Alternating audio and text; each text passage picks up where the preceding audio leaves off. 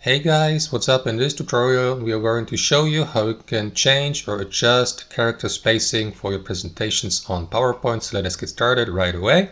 Head over to PowerPoint and access your presentation, and after that select the slide you would like to edit here on the left hand side. So let me go with one with quite a long text for demonstration purposes. Let me go with that slide here.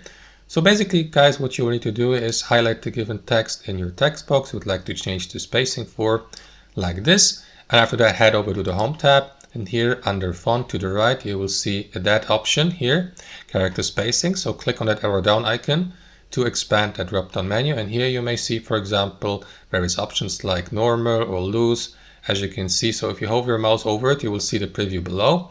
So select the one you would like to apply, or if you'd like to go a bit more in depth, select more spacing here and select a custom spacing here, like for example in PT, like I don't know, 5.1 and so on and so forth, and click on OK to apply these changes. And that's basically it guys. That's how you change your word or character spacing on PowerPoint. Thanks for watching and have a wonderful day.